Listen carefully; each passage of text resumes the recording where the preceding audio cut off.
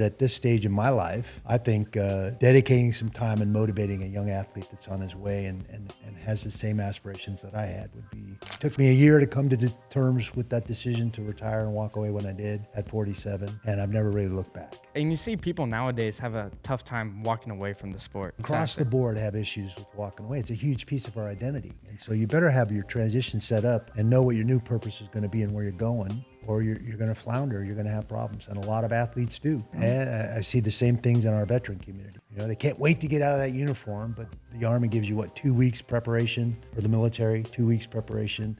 And that's a huge piece of your identity as well. It's a very similar thing. At UFC 13, you fought multiple times in one night. Yep. So do you burn or chill that old era of fighting multiple times in a night? It's such a unique thing to be able to reset and fight again the same night. That first fight, I fought twice that night, 2 huge guys too. And I was like, what did I get myself into here? It's hard to explain, honestly, until you've actually walked out of that tunnel and felt that energy of the crowd, felt those nerves and all of those things that are involved, especially that first time. Yeah. And that was my first show, and I fought twice that night. Wow. I wasn't sure if I wanted to climb that fence and get the hell out of there or stand in there and do what I came to do. Stand and bang in there. Randy, what's the biggest burn moment you've got? Gosh, it's such an intriguing and interesting question. I grew up in a single parent household as a kid. You know, my mom did it all, and my dad was never really around. That was certainly a challenge and what led me to walking on a wrestling mat in the first place, trying to get his attention. I'd heard my whole life what a tough guy he was and what a good wrestler he was.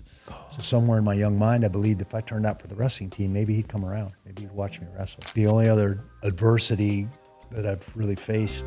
What's up, guys? Welcome back to another episode of Burn or Chill. I'm your host, Priest, joined by my co-host, my brother, Mr. Phoenix. Say what's up to the camera. What's up, y'all? Before we get in this episode of Burn or Chill, tell the audience what Burn or Chill means. We are going to ask our guests a series of questions, and they're going to answer with burn or chill. Burn means they like it, it's hot, they're rocking with it. And chill means, I'm going to chill on that and why. But what an amazing guest we have in the house today. This man is a true legend of the sport, and we don't use legend lightly. He was a 2-time UFC light heavyweight champion and a 3-time heavyweight champion. And not to mention, he is a Hall of Famer. So let's say what's up to Randy Couture. Welcome. Sitting next to a legend here. Ooh. Hall of Famer. Hall of Famer. I actually want to say, I think it's the first Hall of Famer we've ever had on the show. First Hall of Famer. This is a It's a monumental moment right here, guys.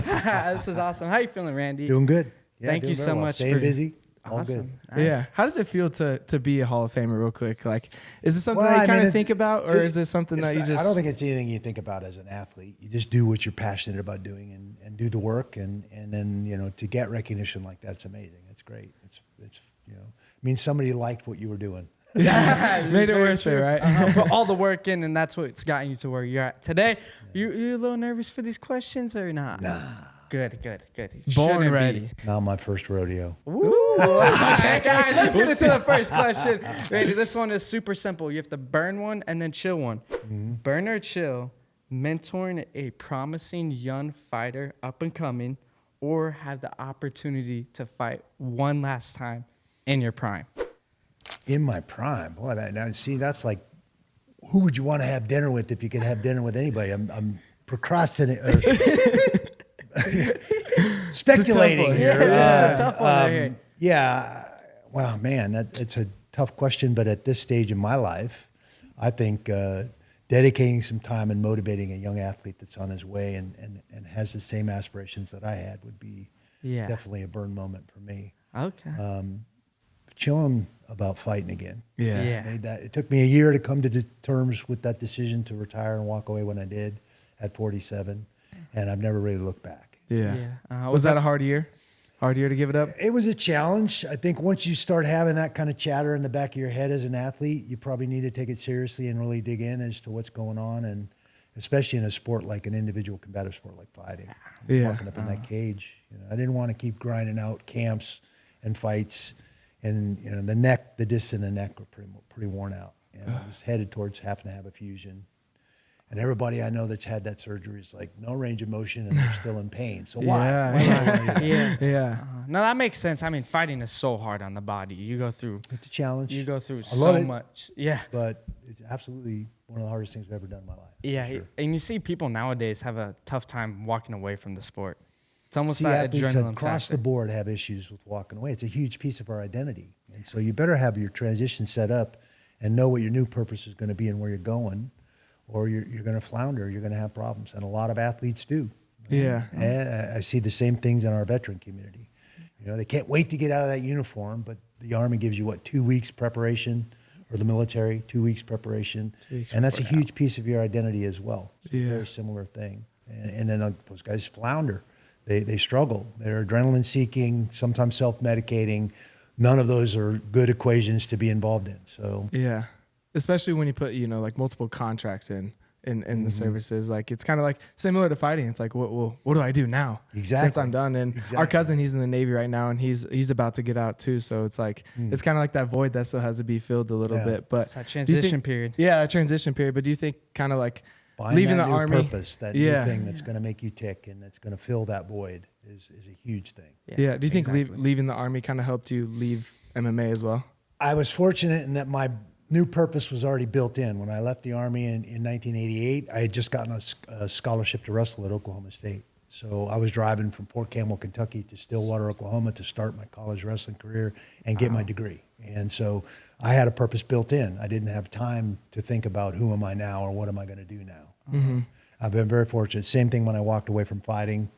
The acting thing and all the other businesses that I had built in that niche from fighting were already in place. So that, I had those things to engage me, and it wasn't a function of sitting around like, God, what am I going to do now? Who am I now? So I was fortunate. No time to think about it. Straight out to the next thing. Exactly. Yeah. Gotta We're love going it. on to our next question. So just to preface, you're going to burn giving that knowledge to an up-and-coming fighter and chilling on Absolutely. fighting again. Absolutely. Yeah. Okay. So moving on to the second question. This one, I'm super interested to hear your thoughts on this one. So you just got to burn it or chill it.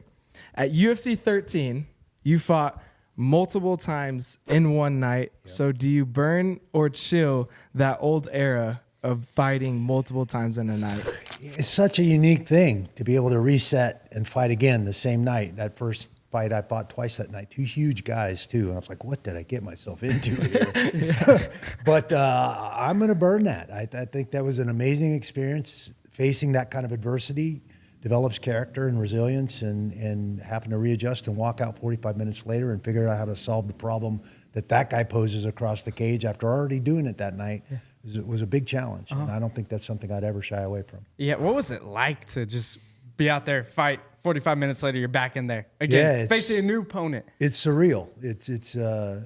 It's hard to explain, honestly, until you've actually walked out of that tunnel and felt that energy of the crowd, felt those nerves and all of those things that are involved, especially that first time. Yeah. And that was my first show, and I fought twice that night. So Wow. I wasn't sure if I wanted to climb that fence and get the hell out of there or stand in there and do what I came to stand do. and bang in there. That's the truth. Well, yeah, and the adrenaline dump too, because like, you got a good win the first one, you're like, oh wait, I gotta lock myself back in for the next one. Yeah, So and you never know who's going to advance in a tournament setting like that. So it's not like you're studying tape, like, oh, that guy's going to win, and that's who I need to prepare for. You don't know. You don't know. It's a wild card. Yeah. You can Less see all time the to think. underdogs come out and win, and you'd be shocked, like, oh, I was planning for this guy, now I got to plan to fight this guy. Yeah, Jeez, the UFC is crazy back in the day. it was. It was a different animal back then. Would you like to see UFC go back towards that way? I don't or know. You like it right now? They did some shows like that. In fact, I commentate for the PFL, Professional Fighters League, and in our playoff scenario in those first 2 seasons, the guys fought twice in one night. That's right. The quarterfinal and the semifinal were the same night. One was a 3-round fight, one was a 2-round fight. So they're still only fighting 5 rounds in one night, because the championship fight now is 5 rounds. Back then, there was no championship fights. not. There wasn't Yeah. 5-round fights. It was all 3-round fights. Yeah. So I fought 2 3-round fights that night. But there weren't rounds either. Yeah. Back then, it was a just time. 21-minute time limit. Yeah. Yeah. 15 minutes and then 2 3-minute overtimes if they couldn't determine a winner.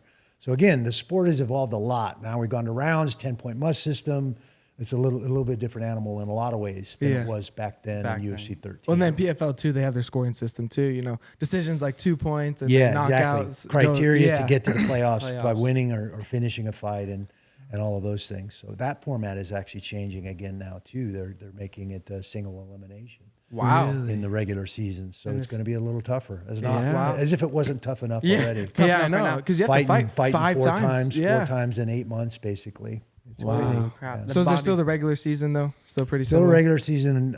I think it's more of a progressive tournament format now than the true sports format that we built the last 6 years. So I'm not sure why the mindset in changing it and making it more difficult, but hey, the bosses know what they're doing. Yeah. Exactly. I mean, but think about it for a fighter to say they actually won the whole tournament. It's gonna show them that they can do a lot. If you look at the old Bellator format, it was a progressive tournament like that too. You won that show to get to the next show, and if you lost, you were out. So Michael Chandler, Jay Haran, I have several friends and guys that we train with that competed in that format, and it was an interesting format. Yeah.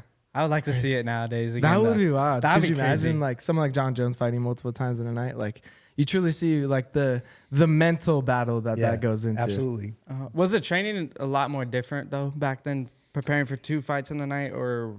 Yeah, I mean, training isn't different. You still prepare the same way and condition yourself to be able to go out and go as hard and as long as you need to go to win to solve the problems. But fighting twice in a night and mitigating risk and injury is the issue. And we saw plenty of guys where, that show in particular, UFC 13 was the first time they had heavyweight and lightweight. Yeah. Anything under 200 pounds was lightweight. Tito fought on that card as an alternate. Right. And then Ensign Inoue and Royce Alger fought in the semifinal. Royce actually, Ensign won the fight, but lost, couldn't compete because he fractured his orbit against Royce. So now that's how Tito got in, because he was the alternate. So that's why they moved away from that tournament format, because you didn't always get the best fighters in the final because guys got injured and couldn't compete the second time that night. And which is why they steered away from that. From going back from to that. That makes sense. Think about someone gets cut right there on the eye. Yeah, cut on the eye. Fight. I mean, jeez. I've had nights where I could have fought again that night easily. And other nights where like, man, I didn't walk right for 6 weeks after that fight. So, I mean, it just depends. Yeah, no, that's tough. It was brutal back in the day, and it's still brutal to this day. But it's time to get to our third question. This one is pretty funny. I think I would have a hard time picking in between this one right here. So, burn or chill, only be able to do cardio workouts for the rest of your life, or only strength training workouts? No. I'm chilling on that. No way. Chilling on the strength? Yeah. No, I'm chilling on just doing cardio. I want to lift weights and do my circuit training and that I love that kind of training. And it's a huge part of what we do as fighters for endurance and durability. That's all I really do now. I don't do a lot of sparring anymore. I'd love to be grappling or competing in grappling, but then, like I said, the neck just won't take it. Yeah. So I do a lot of circuit training now and throw a lot of weights around. Nothing heavy. Yeah. It's all about higher reps, 10 to 15 reps, getting through as fast as I can, moving as much weight as I can in a short amount of time. It means I'm getting stronger and building endurance and durability. So that's the kind of training I do now. So I'm never great at running. I did a lot of sprint work just to be in great condition for fights or for wrestling. But I hated it. No more. I'm done. Heck no. I don't want to do that no more. Yeah. So you're about doing higher reps more so than higher lower reps. I'm not interested in getting being a bodybuilder or having that kind of mass. I like being lean and athletic. Lean and athletic. That's more important to me. Yeah. Functional strength, functional muscles, athletic performance. Yeah, and it's building endurance, like you said, keeping your muscles endured. And I mean, I hate running, so I would burn the strength too. Be honest. I Who like likes running other that. than track people? I mean, I ain't too much of a runner here. Well, run to the bathroom. That's about it. Exactly. So I'm gonna have to agree on that. Burning, strength training, chilling on the running like you're doing. Okay, cool. So it is time to go to the fourth question.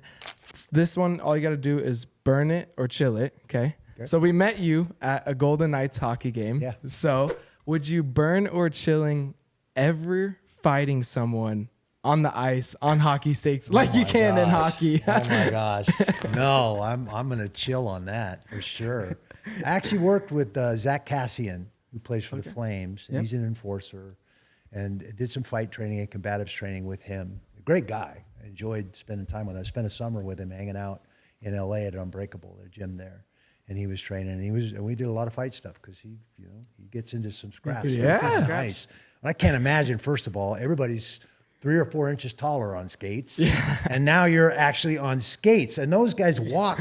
Yeah. You know, they look like they skate the way we walk around. They make it look so easy and effortless. I don't think I want to do that on skates. I mean, think about it. You got to punch a guy with a helmet on, too. Yeah, a lot of times they still have the Kind of helmet on. like being on a soft mat surface, too. Falling on the ice does not look like funny. No, it's horrible. We grew up playing hockey, so So we're kind of used to the skating part, but not really the fighting part. broom ball, that was about as crazy as it got for me. Yeah. Running around on the ice on sneakers.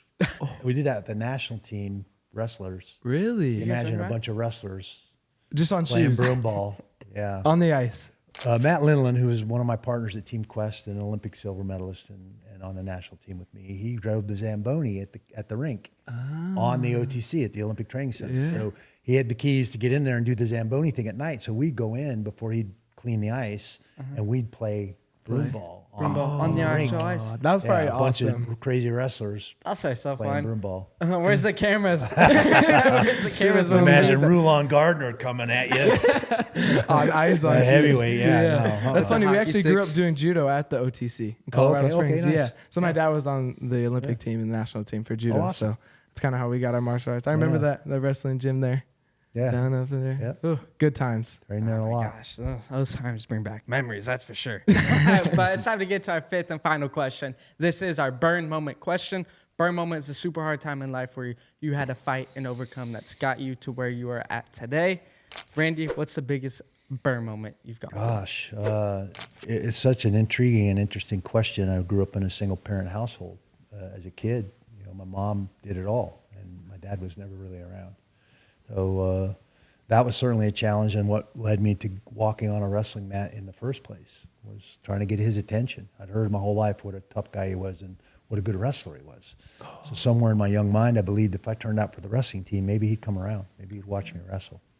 And he never did. He never saw me wrestle a match. But I found the place I flourished and the place that made me tick and where my friends were. And those coaches filled that void and were very important guys in my life as a teenager and an adult. Absolutely. So, I think the only other adversity that I've really faced other than growing up that way was divorce. And divorce sucks. I wouldn't wish that on anybody. Being a public person has had its challenges and it's taken its toll on some of my personal relationships. Trying to be the best in the world at something. You make sacrifices with your children and your family members because they're on board with you. They understand. And that's time and stuff that you're not going to get back. So if those are the two areas, to answer that question, that was the biggest chill for me is growing up in a single parent household with a single mom, working 2 jobs to keep food on the table and take care of us. So What do you think is the biggest? I think I've developed a work ethic and a resilience from that absolutely. experience and that upbringing that led me down the road and allowed me the success of that. And sometimes in life you have to be dealt those challenges to make you the person who you I are. think it's a big piece of the puzzle. I think if you're just handed everything on a silver platter, you're never going to develop that resilience and flourish. Yeah. We Or a work need those ethic. challenges. We need to face that adversity. That's what builds character and makes us who we are. Yeah. Absolutely. It's exactly. It's who you are. Those tough times, you learn a lot about yourself, and I think a lot of that fire came from those times. So, what do you think is kind of the biggest thing that you learned though through those 2 times? Just do the work. You're going to get out of it exactly what you put into it. And so if you're lazy and cut corners, then that's probably how you're going to perform. And so I think doing the work, be responsible for the outcome because you're the one that's in control. You got to do the work. And I think that was the biggest thing I learned. Do the work. I'm responsible for me. I can't blame any of that on my parents. At the end of the day, I'm the one that makes the decisions where I'm going. I could have used that circumstance to make a lot of piss poor decisions and been a different person, been in trouble, and instead used that as motivation, poured gas on the fire. Let's go. Let me show you. Yeah. I'm gonna Show show you you who I am. Yeah. Awesome. Well, thank you so much for sharing that. And thank you for coming on the Burn or Chill show. Let the audience know where they can find you at, your social media, Instagram. Just let them know. Randy_Couture on X and Randy the Natural Couture on Facebook. XC Natch on Twitter is my handle there. There's another Randy Couture out there, so that was already taken. And I thought it was somebody parked on there, going to try and extol some money for me to get my name, but there's actually another Randy Couture out there. So. Really? Wow. XC Natch, they call me the Natural and Extreme Couture, so that's where XC Natch. Okay. Excellent. Okay. Well, follow the right one. Yeah, follow the right one. Don't follow the other one. Follow him on all social medias. And thank you so much, Randy, for coming on. You're an Thanks for having me on, inspiration. man. You helped Appreciate a lot you of guys. people, and you are a true legend and Hall of Famer of the sport. And we are out of this episode of Burn or Chill.